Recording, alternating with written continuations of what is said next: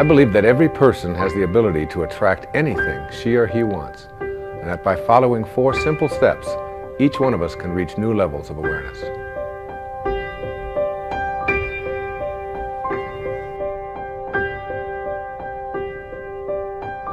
The entire universe works on one very simple sentence. As you think, so shall you be.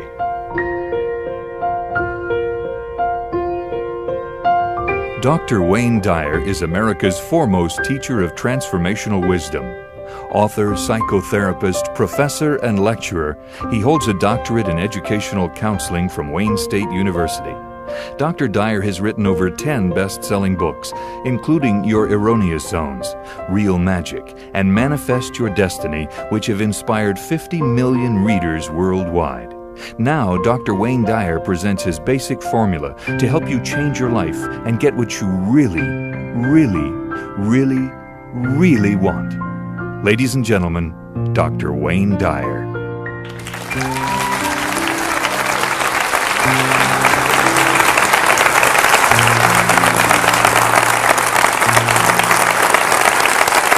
Thank you. Thank you. Thank you. Thank you. Thank you so much. You're very kind. I will be speaking this evening about something that's very dear to my heart. It's not really a canned speech. It's not something that I've memorized. I don't speak from notes. I speak from my heart about something that I work on each and every day in my own life. It is about a process that has been a growth thing for me. The idea of there being levels of awareness, ordinary human awareness, and higher levels of awareness are something that you can do a lot of reading about and you can study spiritual literature. But until you begin to put it into practice and live it each and every day, it really just is something that is distant and more academic. What I will be attempting to do here this evening is to share with you some very specific principles that I have studied and practiced with my family, with my wife particularly, and our children, and my extended family. I am not here to proselytize for any particular point of view. I don't represent any religion. I'm not organizing anybody or encouraging anybody to join anything. I have never been a joiner. I don't pay any memberships anyplace. I really don't think of myself as a very organized person, period. I think a truth is a truth very often until you organize it. And then it becomes a lie very often because the organization becomes more important than the truth that we're attempting to teach. So this is not really about getting people to agree with me. When I was back in school, I had professors who used to say, if you want to understand poetry, or if you want to understand a great novel, or if you want to understand a great movie or enjoy it, what you have to do is practice what he called willingly suspending your disbelief. So that when you go into a movie theater, for example, you will see a two-dimensional screen. And you don't walk in and say, well, that's just a two-dimensional screen with a lot of images that are being projected from the rear of the room from a projector, and I'm not going to allow my emotions to be impacted or affected by a silly little thing like a projector. If you did that, you would not be able to enjoy the movie. What you do is you willingly suspend your disbelief. You just let go of any of your doubts, and you just allow yourself to be entertained for a couple of hours. And you say, like, all right, Nicolas Cage can exchange faces with another man, all right? That's a possibility. I'll buy it, all right? And they can go home and convince their wives, even though they've just exchanged faces and nothing more, which was always a surprise to me, that this thing's really happening. But what I'd suggest to you is that if you argued with that and said, oh, this is ridiculous, or this is just not possible, that you wouldn't be able to enjoy the movie. And I suggest that you take what I'm speaking about here this evening some of it will conflict with some of the things that you have been conditioned to believe in, some of the things that you may hold very dear to your heart. And I'm not here to challenge them. I'm not here to get you to change your point of view. I'm not here to get you to join some organization that I think will get you to be more enlightened.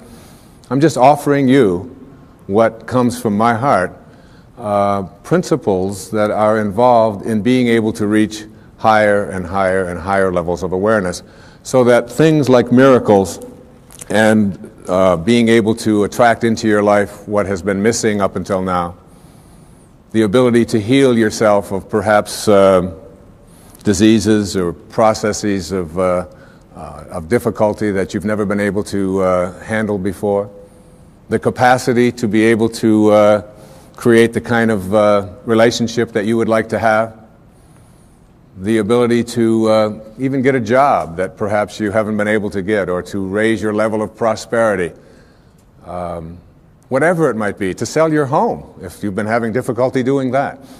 That there is an energy in the universe. There is something that is in each and every one of us.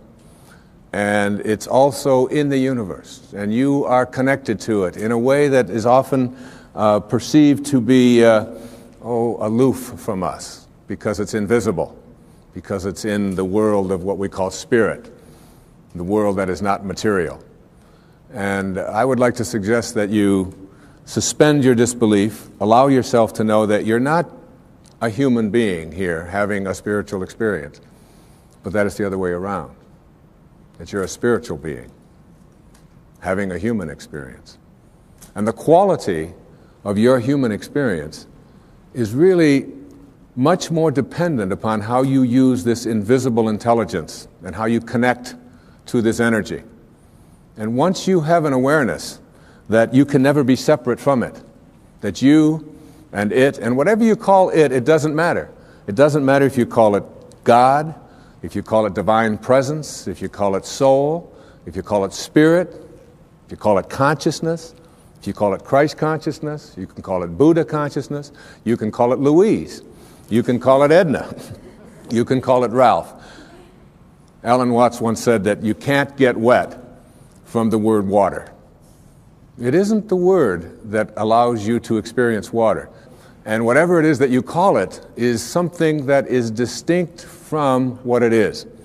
When I was walking in here this evening on these beautiful grounds, I saw some people looking at the flowers and the different plants that were growing.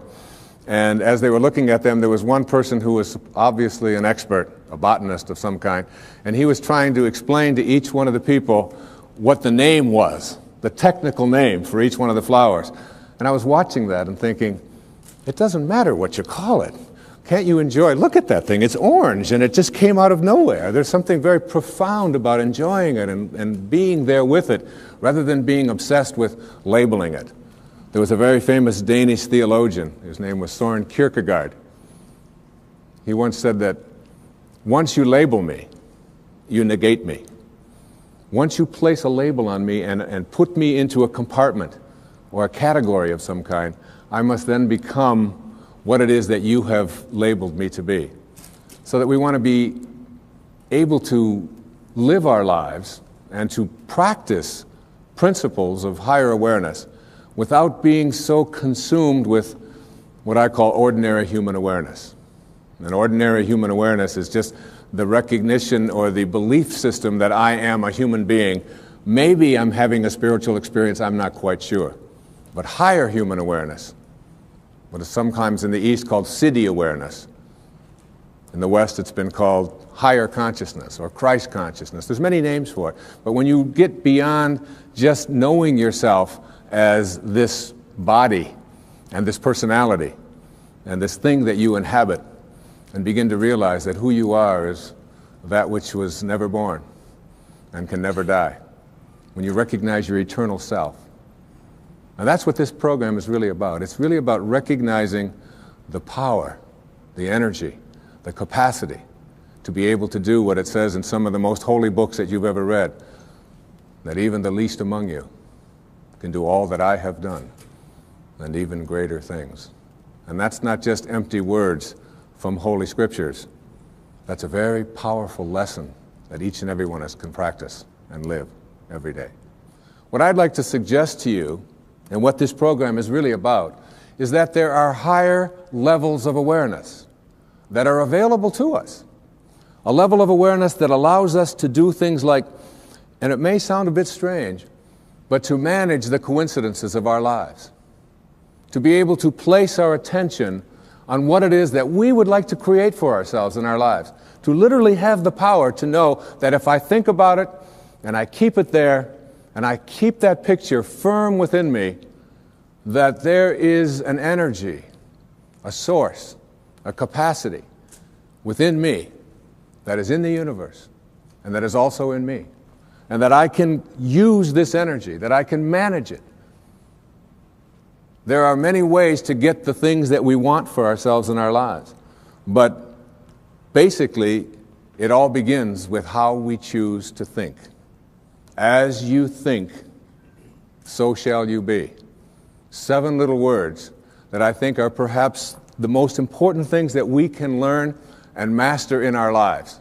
This old proverb notion that I become what I think about all day long. And once you know that what you think about is what expands, you start getting real careful about what you think about. You don't allow your thoughts to be on anything that you don't want or that you wouldn't want to have manifest or show up for you in your life. Emerson said, the ancestor to every action is a thought. And you can look at every spiritual tradition, whether it's Eastern or Western, whether it's ancient or modern, whether it's civilized, quote, or uncivilized, quote, whether it's tribal. And there is, in all of these persuasions, this idea that inside each and every one of us, in a place that is not material, in a place that has no dimensions, in a place that has no boundaries, that in each and every one of us, we have this power, and we have this intelligence. And you can never see it. I've often said that when you die, if you're going to die, and 5 minutes before you're ready to leave, they weigh your body. And let's say it weighs, let's pick a good number, 150 pounds, all right? And then life leaves your body. And they weigh your body instantly after you're dead. And it still weighs 150 pounds. So that your body weighs the same alive or dead before it begins to deteriorate. And if that's the case, then your life, this thing that leaves your body and your body still weighs the same, is weightless. Your life is weightless. You can't put a dimension on it. You can't put a measure on it. Who you are is that life. And that life is not in the dimension of material. It's like if I want to wiggle my finger, I just have to have a thought. And the thought says, I think I'm going to wiggle my finger.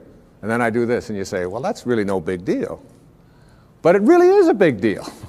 Because there's something invisible in here that says, I'm going to wiggle my finger. I've never seen that.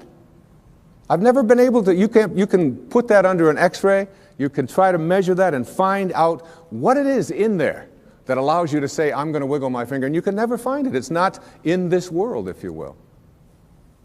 So I can do all the scientific studies, and what I can do when I do these scientific studies is I can find the command center inside of me. And I can go to the brain and I can point to a specific point, and scientists can do this and say, there's the command center which allows you to have a thought, I think I'm going to wiggle my finger. But there's no computer and there's no scientists and there's no technology that can ever allow us to go inside and say, there's the commander in the command center. Can't find it. And that commander in the command center, that weightlessness, is the part of us that we just don't pay enough attention to. And what I'd like to suggest here this evening is that once you start becoming aware of the power of thought, and if you look around, just look around you at everything that you see, it all began with a thought. We become what we think about. And that is probably one of the most important principles in learning to manifest. But in my mind, as I think about this idea of getting what you really want and being able to attract it into your life, what we have to look at is basically the obstacles that we have conditioned ourselves. And you notice I say that we have conditioned ourselves, because I have never believed that we need to be putting the responsibility on someone else. If you're conditioned, it's because you have allowed yourself to become that. And if we've conditioned ourselves to believe certain kinds of things, and one of the things that we kind of believe and hang on to and live with is this whole idea that all of the things that happened to me in my past are what are keeping me from doing what I'd like to do today. So we hang on to these things and we fill ourselves with blame. We say, I'm the middle child. I'm the youngest child. I'm the oldest child. You know, I'm an only child. Any one of those is a great excuse. You know, if you're the youngest child, you can say, well, you know, how could I be making decisions for myself and be a fully functioning person today when I always had somebody else telling me what to do my whole life? How could I think for myself? If you're the oldest child, you can simply say to yourself, well, how could I be expected to think for myself? I always had to think for somebody else. I was always doing it for somebody else. And that leaves the middle child, you know, the classic identity crisis. Oh, poor me. My mother didn't even know my name. She was always calling me by this one's name or that one's name. So I don't know where I fit in. So that takes care of everybody except the only child. And of course, the only child, well, your parents looked at you and said, we won't be doing that again. You have to live with that, I don't. So everybody, with their birth order, or with their mother liked their sister better, or that we had enough, or we didn't have enough, or we had too much, or we lived in the north, we lived in the south, I'm too tall, I'm too short, I've got too much hair, I don't have enough hair, it's falling out, it's not falling out, whatever it is, we all have these excuses.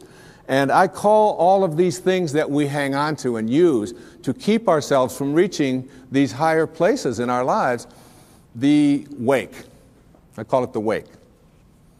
And the wake comes from a story that I heard Alan Watts tell one time, and it was a very powerful story. He said, your life is like a boat, and it's heading up the river at, say, 40 knots, all right? And as it's going, you are somehow able to metaphorically stand on the stern, the back of the boat, and look down into the water. Now there goes your life in this direction, and you're standing here and you're looking down into the water. And you ask yourself these three questions. The first question, what is the wake? What is it? What is this thing that you see? And the answer, the wake is the trail that is left behind. That's what it is. Nothing more, nothing less. It's the trail that is left behind. Second question to ask yourself in this little metaphor, what's driving the boat? What's making this thing go in this direction? The answer, the present moment energy that's being generated by the engine, and nothing more. That's the only thing that's making the boat go in this direction. And in this little scene, this means it's the present moment thoughts that I have and how I am using them that is making my life go in this direction, and nothing more. Because the third question is the most important and powerful question. And ever since I heard it, I've always thought about this whenever I have a tendency to look back here and blame something. Is it possible for the wake to drive the boat? That is, can a trail that is left behind make a boat go in this direction? And of course the answer to that is no, it can't. It's just a trail that is left behind. And in that trail, there are an enormous number of things, and every one of us has a wake. And we have a whole lot of stuff in it. And one of the problems that we have is that we have a tendency to look at the wake and all of the stuff that's in it to explain why it is my life isn't working the way I would like it to work. So that you can take a look at the experiences of your life. I look at the experiences of my life. In the experiences of my life, I spent some years in a series of foster homes. People have said to me, oh, living in a foster home, that must have been terrible. I said, no, It wasn't terrible at all. When you're 6 years old, you don't wake up every day and say, oh my God, I'm living in a foster home. Isn't this awful? Poor me. How come me and nobody else? You don't do that. You don't do that till you're 40. And when you're 40 and your life isn't working and you're bankrupt and you're a drug addict and your relationships are all falling apart and your family's leaving you, and you say, why is this happening to you? You say, what do you expect from me? I had to live in a foster home. My mother liked my sister better. We were too this, we were too... And so it's like we take a look at all of these things in our wake. And I'm not saying here that you shouldn't be in touch with your past and all of the things that are back there, but to use it as excuses for why you can't get where you'd like to get today is something that if you do that, you will never get to this place that I'm talking about in this program, which is this place that I call higher awareness, way beyond ordinary human awareness. One of the most powerful lessons that you can ever learn, I had to learn as a young man. My own father was a man who walked away. He left. He left home when I was just a baby. Left my mother, who's sitting right here, 107 years old. Is that? No, you're not 107. 82 years old, though. And with 3 little boys. And all I had ever heard when he walked out about this person that my older brothers told me about, and that when my mother got her family back together again when I was 9 years old and did all that she could to make a family again, with all the hardships.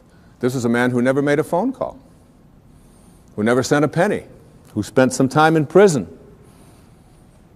who was an alcoholic, who died of cirrhosis of the liver at the age of 49 and was buried in a pauper's grave in Biloxi, Mississippi. And it wasn't until I went to his grave and was able to stand there. And I used to dream about this man and have this enormous hatred for this person whom I had never seen, just based upon what he had done to my own mother and to my brothers and so on, and all of the stories that I had heard and all the research that I had done. And I ended up at his grave 10 years after he had died, when I finally found out that he was dead.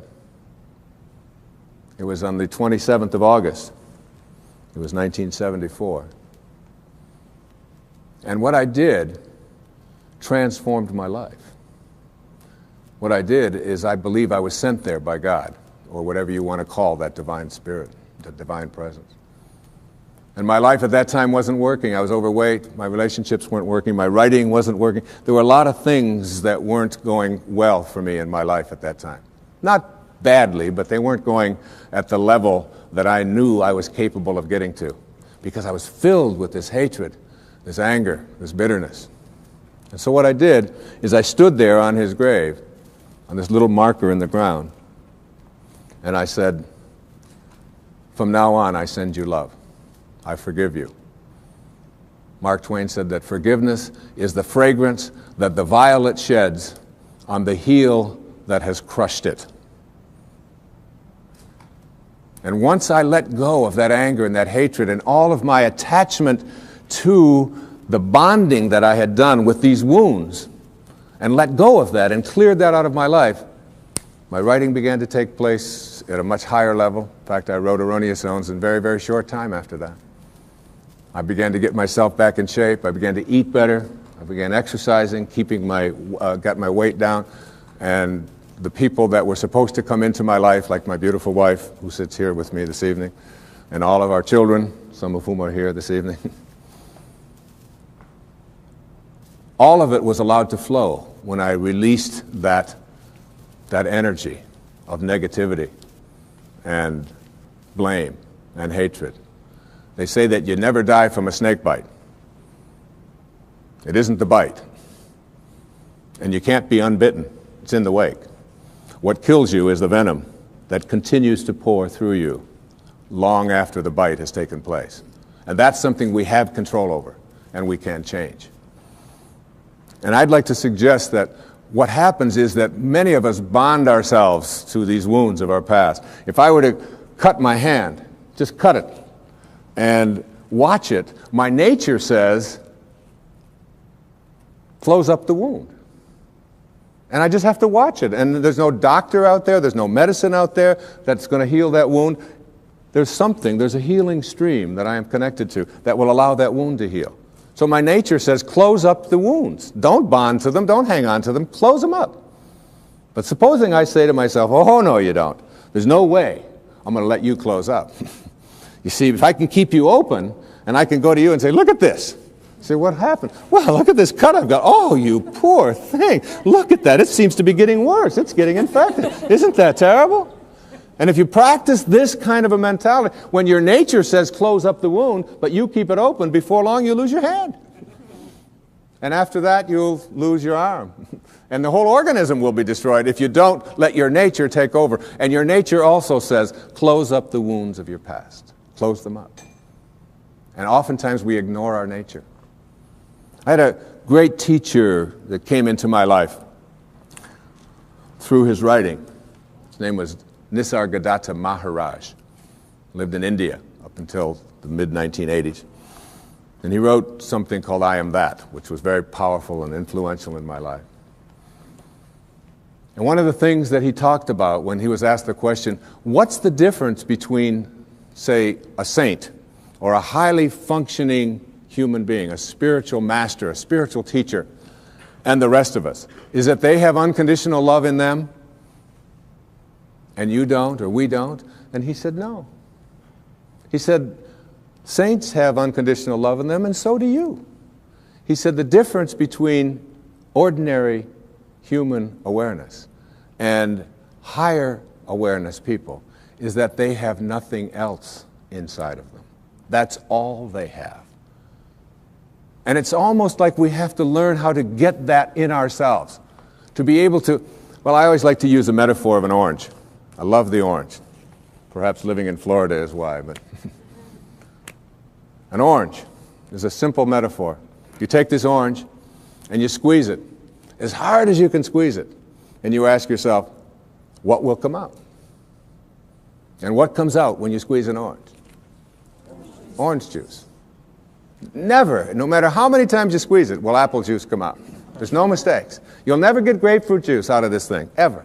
The only thing you'll ever get out of it is orange juice. And the next question is why? Why when you squeeze an orange, as hard as you can squeeze it, does orange juice come out? And I asked that question up in Toronto one time, there's a little girl sitting right in the front row. She said, that's dumb. She said, that's what's inside. It has to come out. I said, well, that's the answer. You are really smart. And she smiled. She thought that was great. But that's the truth. The reason that orange juice comes out when you squeeze it is because that's what's inside. Now you extend the metaphor and someone squeezes you. That is, someone says something about you that you don't like. Someone behaves towards you in a way that you find offensive. Somebody does something or says something to you that you feel hurt by. And out of you comes anger, hatred, bitterness, tension, fear, anxiety, stress. And immediately you say, the reason that comes out of me is because of how he said it, or the way that she said that, or because they did that. But the truth is, the reality is, that what comes out is what's inside. And if you don't like what's inside, you can change it. Now, if you ask me, how does orange juice get inside of an orange? I would say, I don't know. I can't figure it out. It's a mystery to me. I just enjoy the oranges of my life and give God the credit for that. A lot of people think that other things make them the way they are. They will blame their past, they'll blame their parents, they'll blame the economy, they'll blame the Ayatollah, they'll blame somebody for things that are going wrong in their life. And one of the favorite things that we have to blame for why I'm upset at a particular moment is something called traffic. Traffic made me upset. And I've always reminded myself when I'm in a jam or when I'm on the freeway and I'm trying to get someplace, that traffic doesn't care. That you have within you the opportunity in this moment to really work on these things that are perhaps debilitating or creating anxiety or stress in your life. That these are tests, these are opportunities for you. Traffic doesn't care. Your anger is your choice, and you can always choose to be happy, angry, depressed, miserable, upset, or you can choose to be fulfilled and do something positive in this moment. It's always up to you. I'd like to give you what I think of as the great spiritual teachings of many various persuasions. There's a story that summarizes it. It's the story of what I call the four philanthropists in a village.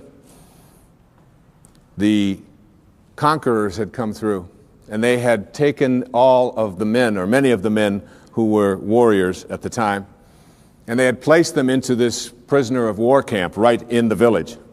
And many of the villagers knew that their compatriots were imprisoned. And the first philanthropist was a person who had great wealth. And he went to the people who had the prison and were in charge of it, and he said to them, I understand the men are not able to have fresh water and cold water. I would like to donate all of my earnings and everything that I have to purifying the water for them and making sure that all of them will not be sick. And he was granted that. And he felt like he had fulfilled his destiny, that he had done what he was here for. The second philanthropist discovered that the men were sleeping on rocks and that they were cold at night. They didn't have blankets. And he took all of his funds and he said to them, I would like to provide bedding and blankets for the people so that they will be comfortable when they sleep at night. And he was granted that right, and he donated his money for this purpose. And again, he felt that he was fulfilling his destiny. The third philanthropist discovered that the food that they were eating was inadequate, that they were just given beans and water and some bread. And so he said, I own a farm, and I'd like to grow all of my food, and I'd like to take this food to all of these prisoners. And he was granted that right. And all three of these great philanthropists in the village felt that they had really completed their mission for why they were here. But the fourth philanthropist was a saint. He was living not at ordinary human awareness, but at higher consciousness levels. And he went and he found out where the keys were. And he went to the prison at night, and he released all of the prisoners. And this little metaphorical story really tells us that when we are living at ordinary human awareness, there's nothing wrong with those who are out there who can help us to suffer in comfort. All right? And many of us have learned to do that and accept that and say, all right, as long as I'm comfortable, even if I'm suffering, it's okay. But there are those who have keys, and those keys can open the prisons. One of the great teachers in my life was Carlos Castaneda. And Castaneda talked about his teacher, who was what they call a nagual, a Native American term that refers to all that is knowable. And his teacher told him that your life is like being born into a room, a mansion, if you will, that has 1,000 rooms. But you're born into one room. And this one room is called daily human awareness. And the only way you can get in is through conception and birth. You're in. And the only way you can get out, we are taught, is to die. So we spend our lives in this mansion in one room, even though there's 999 other rooms. We don't know how to get out into those rooms unless we die. So we wait to die. And what his teacher told him is, I can teach you how to get out of the room of daily awareness and into the other 999 rooms. And if you stay with me and learn all that I have to give you, I can teach you how to get out of the house altogether without having to die. And what we have to do in order to get to that place where we can take the keys and unlock the self-imposed prisons, or the prisons that we have given ourselves on the basis of what we have come to believe is our limitations, what we can and can't do. We have to let go of that. And I call it rewriting our agreement with reality. We literally have to make a whole new contract with what it is that I perceive to be what is possible for me. And in order to do that, we have to shift out of the things that we have come to believe in, and everything that you came to this program watching tonight that you believe in was handed to you by someone else outside of you, was handed to you by the experiences or testimony of someone in the past, and because it comes from outside of you, there is still an element of doubt. And this element of doubt isn't bad, but it keeps you from reaching higher levels because what you think about is what expands. And if you're thinking doubt, then doubt is what expands. William Blake said, if the sun and moon should ever doubt, they would immediately go out. So how do we get past what we believe in or what has been handed to us and still honor it and be grateful for all of the teachers and all of the people who have come before us? So what we have to learn to do is let go of that tribal consciousness and shift to what I call a knowing. Now there's a big difference between what you believe and what you know. Everything that you know is something that you have made conscious contact with. Conscious contact. So there's nobody out there watching, there's nobody in this world who knows how to swim, who learned it by somebody else telling them that you can swim, or by watching Mark Spitz go through the water, or by observing other people doing it. You may remove some of the doubt, but you will never know how to swim until you get in the water and blub around a few times and then do it. And then you'll have a knowing, and that knowing is something that you'll never lose, just like riding a bicycle or dancing the Macarena or making a lemon meringue pie or anything that you know how to do. It's because you've made conscious contact. And I'd like to suggest that there's a big difference between knowing about a divine presence, knowing about a sacred awareness, knowing about God, and knowing God. There's a big difference. Just like there's a big difference between knowing about the possibility of being able to heal myself of something that is bothering me, perhaps a disease process. I perhaps may believe that it's possible because I've read other people and I've heard others say it. And I've read the testimony and I've listened to the tapes and I've gone to the seminars. But until you have made conscious contact with it, you'll never know it. And I'd like to suggest there's a wonderful poem. I'd like to share this poem with you. It's written by a wonderful woman. Her name is Valerie Cox. And she lives up in Seattle, and she's written quite a bit of poetry. This particular poem really speaks to me to the difference between what you know and what you believe in. Immerse yourself in these words. A woman was waiting at an airport one night with several long hours before her flight. She hunted for a book in the airport shop, bought a bag of cookies, and found a place to drop.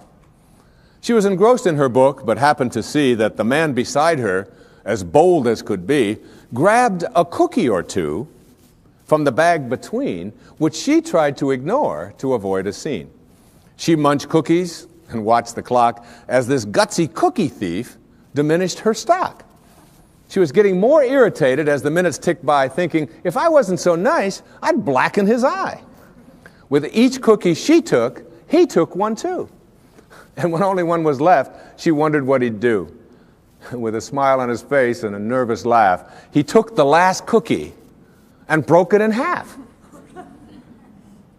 He offered her half as he ate the other. She snatched it from him and thought, oh, brother, this guy has some nerve, and he's also rude. Why, he didn't even show any gratitude. She had never known when she had been so galled, and sighed with relief when her flight was called. She gathered her belongings and headed to the gate, refusing to look back at the thieving ingrate. She boarded the plane and sank in her seat, then sought her book, which was almost complete. As she reached in her baggage, she gasped with surprise. There was her bag of cookies in front of her eyes. I love that. I love that. If mine are here, she moaned with despair, then the others were his, and he tried to share. Too late to apologize, she realized with grief that she was the rude one, the ingrate, the thief, the cookie thief. And all of us in some ways are cookie thieves. I have 8 beautiful children. Our youngest little girl's 8 years old. One of the things that you do when you become enlightened and become a guru, like me, That'll be the day. Is when we place something that is important to know where it is, we practice mindfulness so that we never misplace anything. So obviously, having reached this exalted level of awareness in my home with my 8 children, I never misplace anything. So I place my keys right here in a certain spot. But my little girl has this wonderful habit of taking my keys and hiding them on Daddy in the morning so that she can watch me flip out as I look for the keys. And I'll say, Sage, how many times has Daddy told you, don't hide my keys in the morning? Daddy, you told me not to do it. I don't hide your keys anymore. Come on, where'd you put my keys? The last time they were in your dollhouse, where did you put it? Daddy, you told me not to do it. And then, of course, my 12-year-old daughter, Serena, loves to just assume this stance. She's watching me raise my voice. She'll say, I wonder what all those people would think of Mr. Positive if they could see him right now. Get lots of reminders. So I give up. I say, look, when I come back out here, I want those keys here. And I go back and I get my clothes on and I reach in my back pocket, and there are my keys. Right where I had left them the night before, in my pocket. And there's a fine line, I think, between being a guru and being a jerk, all right? And I probably crossed that line more times than I should be admitting here on television. But this idea of being a cookie thief and creating a knowing is something. I did a benefit along with my wife a couple of years ago with a man on Maui, whose name is Michael Knopf, who had been injured in an accident. He's a quadriplegic or paraplegic. And at that meeting, when it was over, there was a man who lived on another one of the islands who was known as a kahuna, a healer, an ancient healer from Polynesia. And he was introduced to me, and he said, that was a nice talk, and so on. And I said, how do you get to be a kahuna? You know, do you take Kahuna 101? I mean, what courses do you take? How does this work out? And he said, no. He said, kahunas are raised to have no doubt. To have no doubt. To have a knowing. And he said, when a knowing confronts a belief in a disease process, the knowing will always triumph. And that knowing is something in which you say, you are healed, and healing takes place. One of the great stories of knowing is, again, with our little girl, Sage, who we were spending the summer in our summer home, and we went to visit this dermatologist. And Sage has had this thing called flatwarts for the last, since she was 2.5 years old. From 2.5 until 7, which is over 4 years, she had these flatwarts, and not only did she have them around her face, around her mouth, and around her nose, but they were getting worse. They were moving up, and they were getting up around her eyes and so on, and we noticed that they were getting progressively worse, even though all of the places that we had taken her had said, they will go away. She'll outgrow them. But it didn't seem to be that way, and they always said it would be a few months. Well, years had gone by, and she still hadn't. So we were over at my friend's, this dermatologist in Kihei, and I said, Kenny, as long as we're here, would you mind taking a look at Sage? And my wife was there, and he took this big white light, and he put it in her face, and he said, you've got flatwarts. She hates that term. She never wanted to call them flatwarts. She calls them her bumps. All right? She just called them her bumps. So he said to her, but the good news is that when you get married, you won't have them. Well, she's 7.5, going, oh, who is this dork you've got me talking to now? And then he said to her something. He said, you know, we can't burn them off, and there's no medicine that we can give them. But he did say something to the effect that the ability to rid yourself of these things is within yourself. And that if you can call upon that healing capacity in you and begin to talk to these bumps in a way in which you ask them to leave, that you have a much greater chance of getting rid of them faster than anything that I could give you, and we certainly can't burn them off because we might scar your pretty face. And that's basically the message that he gave us. I'm paraphrasing it.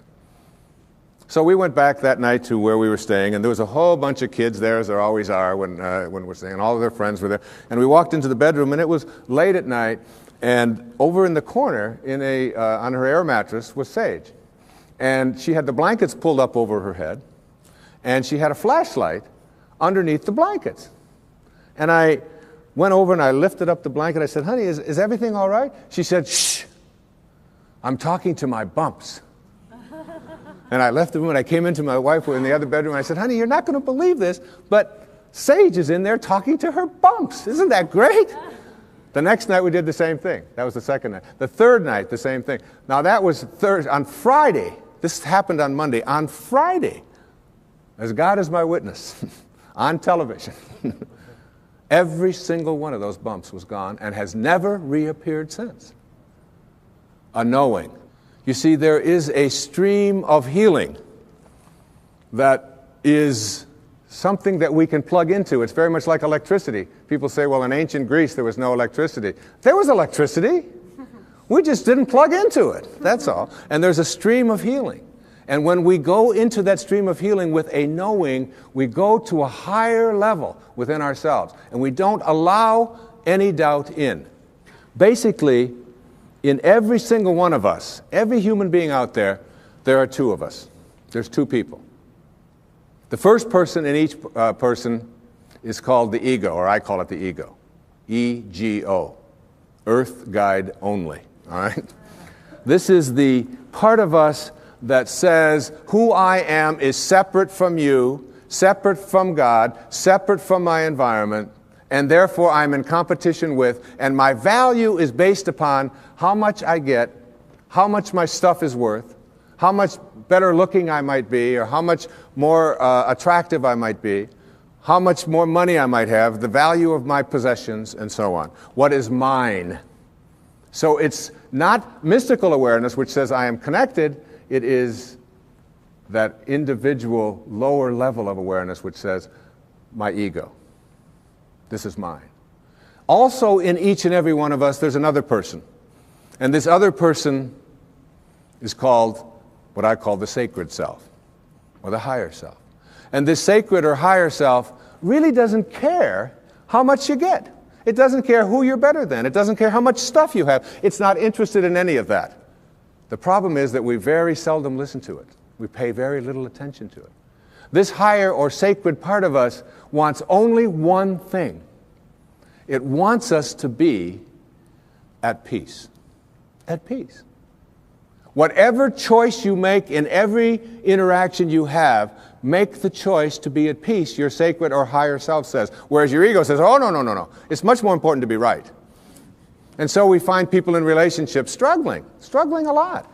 And one of the things that they struggle about is who's right and who's wrong. Most of the fights that you have in your relationships really basically, oftentimes you forget the details. But it's basically about who's right and who's wrong. So that if you want to have your higher or your sacred part of you ruling in your life, I suggest this to you. Practice being kind rather than right. When you have the choice. And you have the choice in your relationships with your spouse and your ex-spouse, with your parents, with your grandparents, with your in-laws, with strangers on the freeway, with flight attendants, with waiters, with whomever you interact. If you can just subdue this ego part of you which says, it's important for me to be right, which will introduce you to stress and anxiety and fear and so much of the stuff that I talked about earlier, and instead say, how can I suspend this part of me and allow the part of me that wants to be at peace, that wants to be happy, that wants to be fulfilled. And if I said to you, I'm going to give you a magic wand, and with this magic wand, I am going to allow you to just wave it and get anything that you want. Whatever you want. You can have this car, you can have these nice clothes over here, you can have this home, whatever it is. Or I said to you, in lieu of that, I'm going to give you another wand, and you can wave this, and for every moment for the rest of your life, you'll be at peace. Whatever comes along, you'll be able to choose peace. And basically, we know that we're only here for a very short time. And being able to choose peace, which is what the sacred part of you begs you, the higher self. Once you get that, you begin to shift away, and you stop telling yourself that the people who are close to me, in relationship with me, are the people who don't belong there. I remember my wife and I, we often talk about this, and we've been together a long time. We've had many children together, and we have a very wonderful, loving relationship. Thank you. But we'd often, and one time I said to her, or she said to me, you know, we love each other, but this doesn't sound like love. Sometimes the way we talk to each other doesn't sound like love. Let's practice with each other, being kind rather than being right. And it was transformative that when we had that walk. And doing that with your children, and doing that with a waiter. I mean, a waiter who comes to you and is like, you know, hassled and frazzled and has been busy and all of that, and your ego says, wait a minute, I'm here and I'm important, and I have a right to be served, and I have a right to be served now. That's the ego part of you. If you can suspend that and say, you know, you are a lucky man tonight. You got somebody who's dealing from his sacred self. And I understand. And you take your time, and you come to me, and you bring it at your convenience, whenever you can. I'm willing to suspend my... And you know what? You'll get served so fast, and with such gratitude, just for being kind, if you practice it. Every single one of us are in relationship, whether it's with our husbands and wives, with our ex-husbands and wives, with our children, our grandchildren, whether it's with people we drive along the freeway next to, whether it's with waiters and waitresses or baggage handlers or flight attendants or people that we are in line to get into the movie. We're all in relationships, and we interact with each other all the time. And probably the best lesson that I've ever learned in my life about how to be in a relationship in a way which is powerful and happy and fulfilling is to remember this sentence. When you have a choice, and you always do, to be right or to be kind, start picking kind. The ego part of us wants to be right. How dare you not serve me as fast as I think I deserve to be served? How dare you say something to me? And immediately we want to make that other person wrong and make ourselves right. But there's a part of each one of us that wants to be happy, wants to be at peace. And that part of us says, it doesn't matter whether you're right. It doesn't matter about your ego. All you want is to be at peace, so pick kind. This kind of an attitude, if we had more of this, not only in our own personal lives, would we improve virtually every relationship we have with all of the people closest to us and all of the strangers we interact with. But on our planet as well, we would begin to understand the wisdom that on a round planet, there's no choosing up sides, that we're all one. We're all breathing the same air. We're all drinking the same water. We're all being warmed by the same sun. And as they say, as the Native Americans used to say, no tree has branches so foolish as to fight among themselves. It applies in your relationships, and it applies as a people as well. I've often said that in any relationship in which two people agree on everything, one of them is unnecessary. All right? So, it isn't about getting somebody who's just like you. In fact, your soulmate is the person that you have a lot of difficulty with. Your soulmate's the person you can't get rid of. They just keep showing up. You say this, they say that, and there they are, they're back again. And they never go away. They keep showing up in your life. And everybody has these people. These are our greatest teachers, because anybody in your life who can push a button and send you into a frenzy is the person who's your greatest teacher. You know why? Because they teach you that you haven't mastered yourself at this moment. You don't know how to choose peace. In A Course in Miracles, there's a wonderful line that says, I can choose peace rather than this. Whatever it is, I can choose peace. My soulmate, my wife is one of my soulmates. I mean, she knows how to push those buttons. She's really good at it. And she's one of my greatest teachers. I remember saying to her one time, honey, do you love me for who I am or for what I've been able to do for you? I just want to, she said, that you call yourself a spiritual person? I can't believe you would even ask a question like that. She said, I don't love you for what you can buy for me or what success that you've had or where you are on any bestseller list. I love you for who you are. And I will always love you. I said, well, I was just asking. I said, what if I was just Joe Sixpack? You know, and I was just bringing home, you know, a meager salary and so on. She said, I will always love you for who you are. She said, I would miss you. But I would always love you. She knows. She's got that. You know. And all of us have soulmates. My daughter Serena, who's just turned 13, my teeny bopper. She came home from school one day. She said, there's a rumor in our school she saw somebody had seen me on television, that you actually wrote a book about how to raise children. Tell me it isn't true. I said, honey, you can come and hear me speak. Would you like to come and hear me speak? I said, people actually pay to hear me speak. She said, why? I mean, she's got that, all right? But her soulmate is her sister Summer, who is now almost 15. But when Serena was 12 and Summer was 14, my wife was away working on a book of hers, and I was taking care of everything at home while she was working on her book about a spiritual approach to childbirth and infancy care. And she's as qualified as anybody to write about that, I can tell you. And I was making breakfast. I was making waffles for them in the morning at the toaster. And she mixes all this stuff up. It's a lot easier to just put them in. And Summer and Serena were sitting at the back table in the kitchen. And I heard Summer say to Serena, out of nowhere, about 6:30 in the morning, if you didn't have any feet, would you wear shoes? And I turned around, I said, where is this going? And Serena went, that's ridiculous. What do you mean if I didn't have any feet, would I wear shoes? She said, of course not.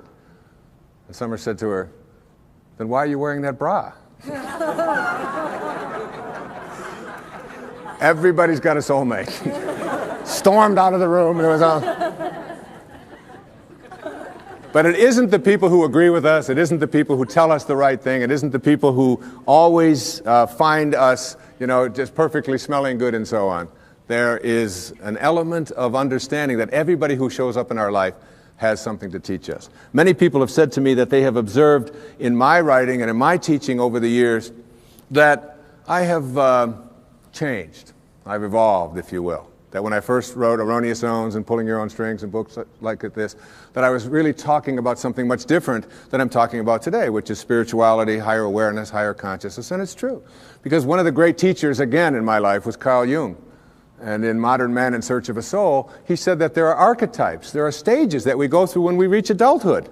He said those stages work like this. He said it starts out with the athlete when you reach adulthood. And he called it the athlete, not as a put down of athletes, but as the time in our adult life when our primary emphasis is on our body. What it can do, how strong it is, how fast it can run, how much it can lift, how beautiful it is, and so on. And we believe that we are a body, if you will, perhaps with a soul. He said the second stage is what he called the stage of the warrior.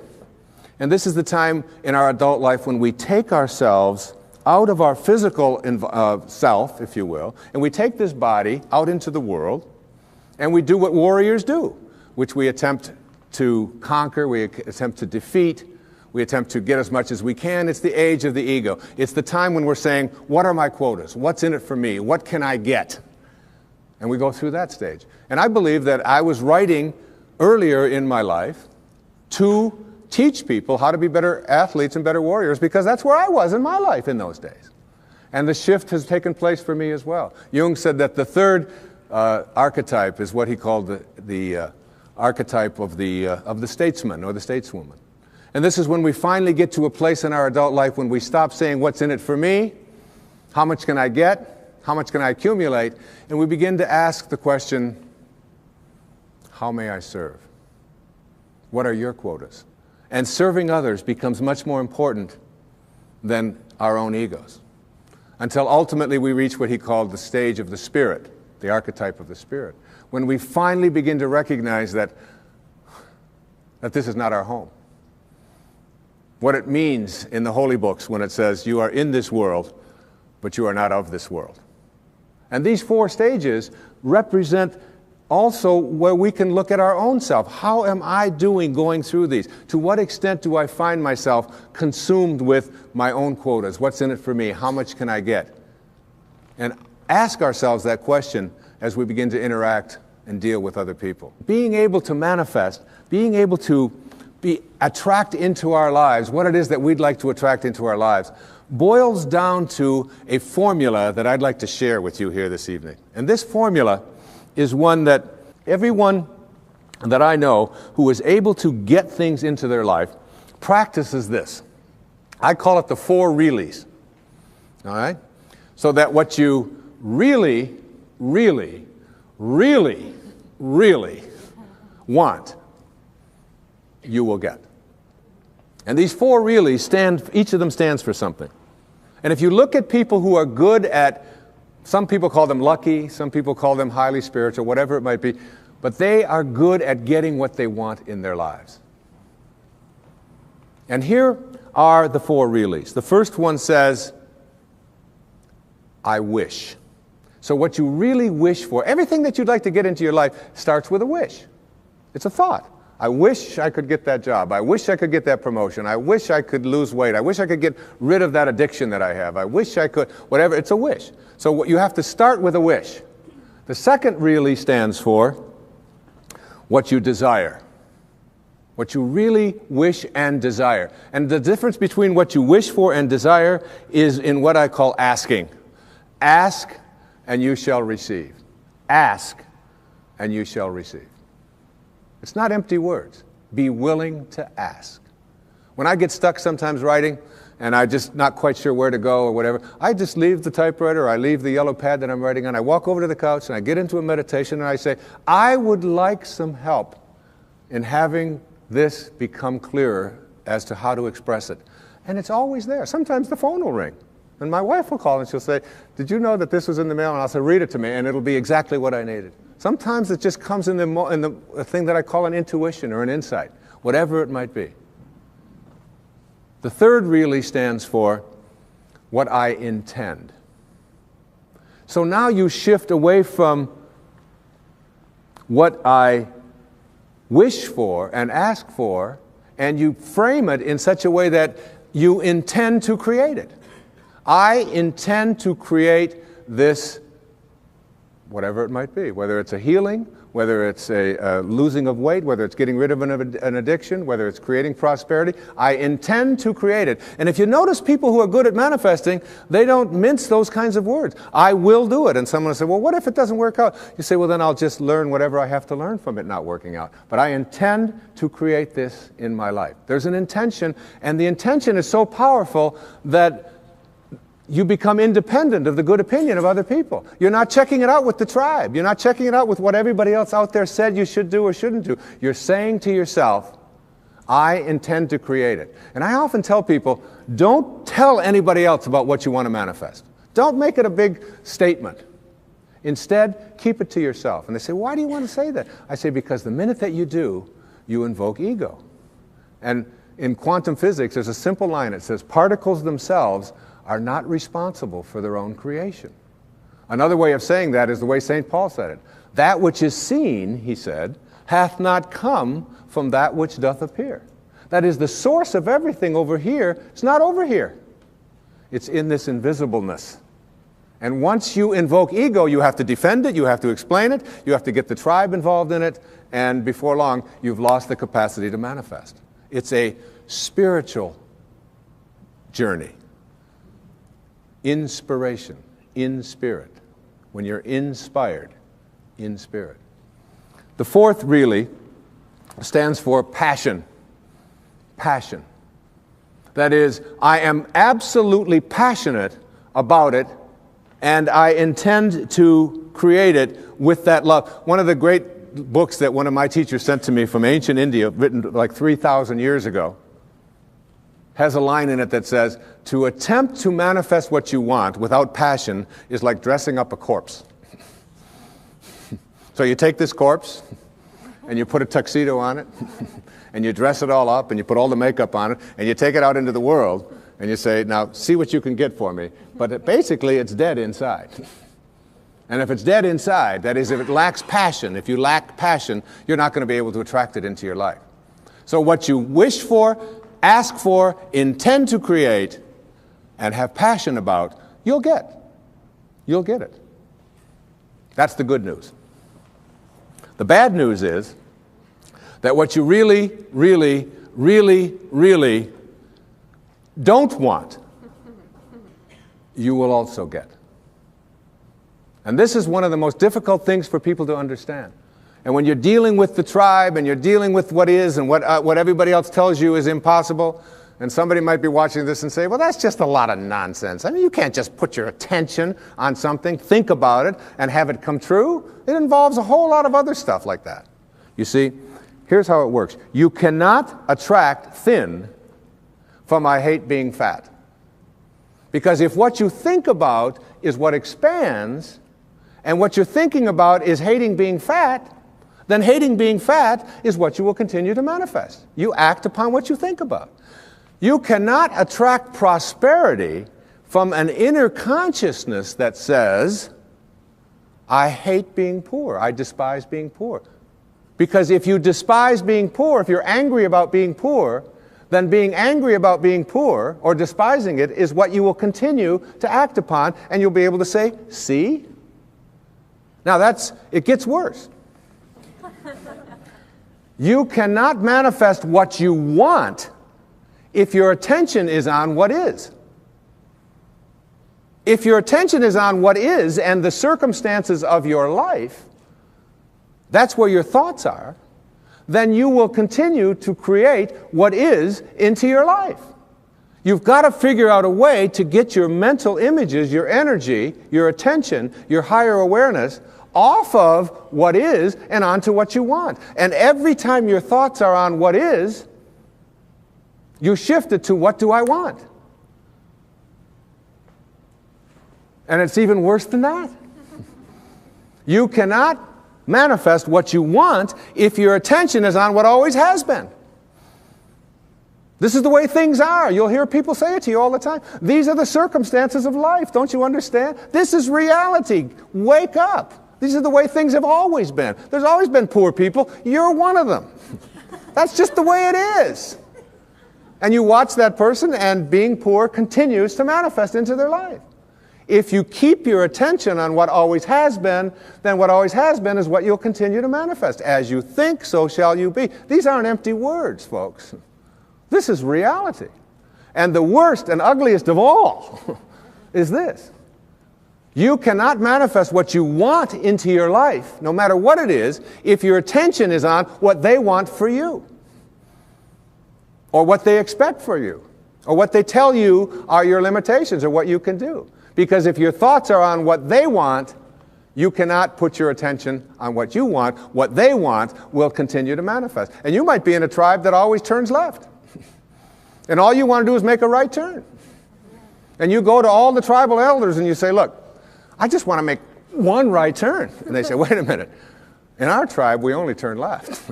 We've always turned left. That's the way this tribe has always been. And so they will have an emergency meeting. And they will convene all of the elders to get you to come to your senses. Jackson Browne is, I think, one of the great poets on our planet. Great singer. He has a song called For a Dancer. In there are words to this effect. He says, just do the steps that you've been shown by everyone you've ever known until the dance becomes your very own. Which is what most of us are doing. We're doing the steps that we've been shown by everyone we've ever known, and the dance has become our very own. And later on in the song, he says something to the effect of, into a dancer you have grown from the seeds someone else has thrown. Go on ahead and throw some seeds of your own somewhere between the time you arrive and the time you go home. And then the kicker, it always gets to me when I listen to this song. He said, because in the end, there is one dance you'll do alone. And it's like letting go of this tendency to be a dancer, to be doing the steps that we've been shown by everyone we've ever known, and then it becomes our own. And then we pass it on, and we pass it on. To break that chain, we have to shift our attention off of what we don't want and onto what we do want. And this goes for everything. I was at doing a book tour up in Chicago. I get off the airplane, and a woman picks me up, and she's got a doozy of a cold. Like, you know, Snoopy's, as my kids call it, coming out of her nose, onto her dress. I mean, and I was in this little Honda with her for 2 days.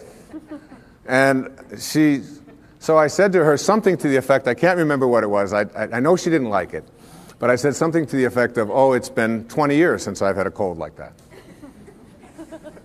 And she said, oh, that's just what I needed to hear. It's people like you who go around telling us, normal, mortal human beings, that when we have a cold we should be feeling guilty. She said, I don't appreciate that at all. She said, colds are just things that happen to us. I said, well, I understand that. I said, but I just don't think like you. She said, well, what do you think? I said, well, tell me what you think. You're the one with the cold. She said, well, I think colds are viruses and that they're in the air. And they're going to land on us every once in a while. And when they do, we shouldn't be feeling guilty about it and feeling bad about it, and people like you writing books about it to make us feel worse. I said, look, we're on the same page here. I said, I believe just like you. I think that colds are in the air and that they're viruses and that they land on us. She said, well, how come you don't get a cold then? I said, because when they land on me, I talk to them. She said, you talk to viruses? I said, of course. She said, well, what do you say? Well, I say to it, look, you've landed on the wrong immune system. I'm not going to talk about you to anyone. I'm not going to complain about you. I'm not going to give you any attention. And you have no room to flourish on this immune system. You're just not going to do your work here. But there's a lady in Chicago who's waiting for you. Now, you laugh and you think that that's silly, but I'm telling you that when you keep your attention on what you don't want is what will keep manifesting into your life. Addictions have been described as never getting enough of what you don't want or what you despise. So we keep our attention on what we don't want, and what we don't want is what we keep seeking after, and then we despise it. When we put our attention on what we do want, when we shift to a place called unconditional love, and begin to view it as something that I don't have to be dependent upon, you can shift right out of it. The currency for attracting what we want into our lives is our thoughts. As you think, so shall you be. Begin to place them on what it is that you want, and you'll start seeing it shift over and over again. And people who are terrific at getting what they want, you start getting inside of their head and say, what do you think like? How are you organized in here? And you know what they always say? I never, ever allow my thoughts on anything that I don't want. And no matter who out there is saying, yes, but you can't do this, yes, but you can't do that, I never allow that kind of energy. I shift away from that energy instantly. That's what separates great masters from ordinary human awareness. I have been talking during this program about a consciousness, an awareness, a level of functioning or living or thinking which involves something that I call spirituality. It isn't restricted in any religious way. It is a divine intelligence, an organizing intelligence that is everywhere at once. Some people call it God. Some people call it soul. Some call it spirit. Back in the times of slavery, there was a young man. His name was John Newton. He was 23 years old. And he had what is called in Japanese, it's called, excuse my Japanese, but it's called satori. I love to say that. Satori, S-A-T-O-R-I. And it means instant awakening. The idea that you can create something in your life now. In Zen, they have a proverb that says, when the student is ready, the teachers will appear. So it's just being ready. And so you don't have to go through this long, involved process to get to enlightenment where you get it 5 minutes before you die. Instead, you can have it when you are ready. The Native Americans, they have a word called natohi in the Aleut Indians. Natohi. And it means great seeing. Like I don't see, and boom, there it is. I see. And it's like in a dream when you just have this awakening, this light goes off and you just know. It's intuition, if you will. Intuition has been described as, if prayer is you talking to God, then intuition is God talking to you. It's like hearing that voice, and you know it. And John Newton, this 23-year-old sea captain, had a ship full of human cargo that he was bringing from the west coast of Africa to the New World as slaves. And he had this satori, this awakening. And in this moment of awakening, he realized that what he was doing was horrible and defenseless in terms of his own inner sense of morality. And he wrote down on the envelope the words to a song he called it Grace. I once was lost, and now I'm found. And it was grace that taught my heart to feel. It was grace that brought me home. He shifted away from his material world and his being a warrior to being a spiritual being in an instant, which is available to every single one of us. And he wrote these enduring lines. And I have asked my beautiful 16-year-old daughter, one of 6 beautiful daughters that I have. Her name is Sky, and she's just 16 years of age. And she really, in my heart, I've often said to my wife that Sky is just about one of the nicest human beings I've ever known. The fact that she's my daughter, I know may sound like it's prejudiced, but this is a person who comes every night and says, I love you, to not only my wife and to myself, but all of her brothers and sisters, who is kind beyond anything I could ever imagine. And you know, from the time that she was a baby, just this high, she always knew what she wanted. She knew. She didn't believe, she knew. I'm going to be a singer. And I'd say, well, Sky, you know, you've got to study this. She said, no, I'm going to be a singer. And she would never hear of anything to the contrary. And if we were walking through a mall and someone would say, and she'd be 2 years old, up to my knees, and someone would say something to her, she would just sing a song for them. And she'll do it at any time. She had that knowing. She really, really, really, really, with passion, has always known it. And sings all the time and lightens up our house and my life and my wife's life in just the most magnificent of ways. And I asked her if she would please come tonight and sing this song for this program, to close it with as beautiful a rendition of Amazing Grace. And listen to the words. It isn't just my pride in my little girl singing. It's the message of finding yourself and reaching that higher level. So, ladies and gentlemen, my beautiful daughter, Sky Dyer, singing Amazing Grace.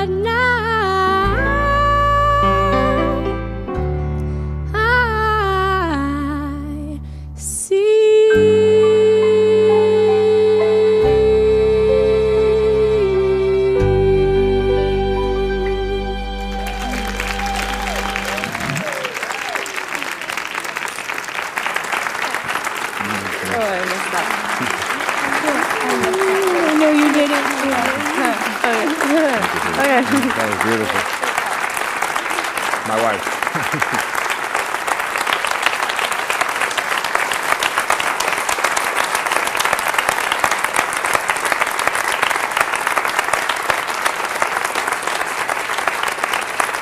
I once was lost, and now I'm found. The message of that song is the message of this program. You'll get rid of the snares of your life. You'll let go of all of the things that keep you from reaching that exalted level of spiritual awareness. And you'll find yourself coming home. And when I say coming home, I mean returning to your source. Not the ego, which believes you're separate from it, but your sacred, highest self, which knows. God bless you, and thank you for watching.